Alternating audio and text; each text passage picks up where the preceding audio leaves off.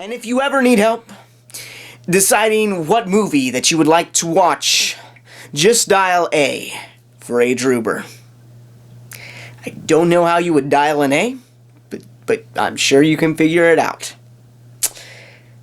Also, it's movie time.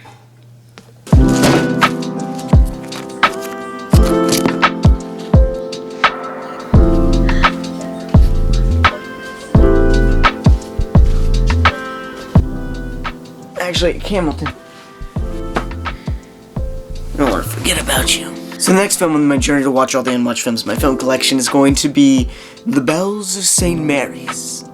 I don't know anything about this. I think the reason I picked it up because I saw it at a thrift store, and what drew me to it was not only that it's a film from the 40s, it's an older film, and you don't really see a whole lot of those, but it's a really good print. The company that put this out took a lot of care in how they put it out and how they presented it. And like, this isn't some cheap title that was put out by a budget label. This is like a well-made, produced film, or DVD, printed. I hope I got that across well enough for you guys to understand. Yeah. So, let's watch The Bells of St. Mary's.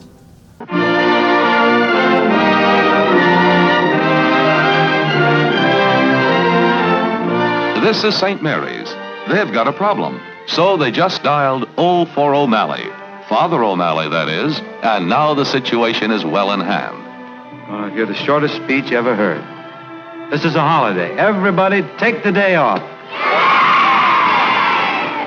Meet Sister Benedict, a real match for Father O'Malley, but possessing a rare warmth and persuasiveness that really gets things done. Here is a great motion picture, a humorous and touching story you'll love and remember.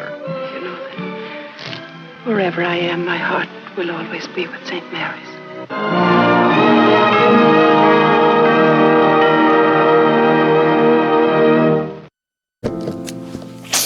Alright, well, I just got done watching The Bells of St. Mary's, and honestly, it's really, really good. Like, it came out, I think, in 1945. It came out in the 1940s. I think it was 1945.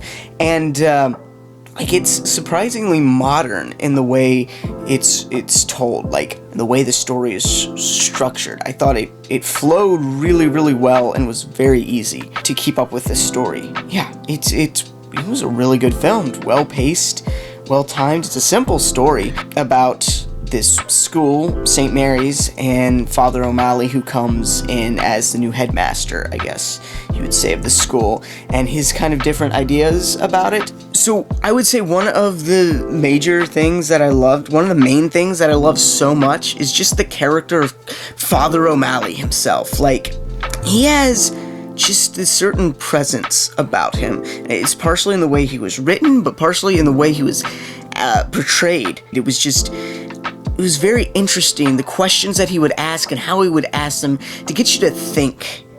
Think about not only what you believe, but like why you believe what you believe. Yeah, he had a way to really get down deep, and it was so cool. Father O'Malley is the type of character that I wish was real, so that I could just sit down and talk to him.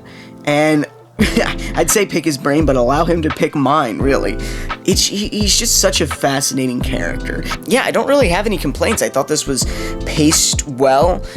I guess the one thing I would say was the ending itself. The climax was a little bit lackluster.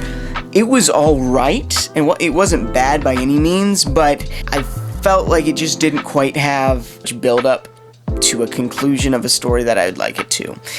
But that's not really that big of an issue to me. That's really my, I guess, my thoughts on The Bells of St. Mary's.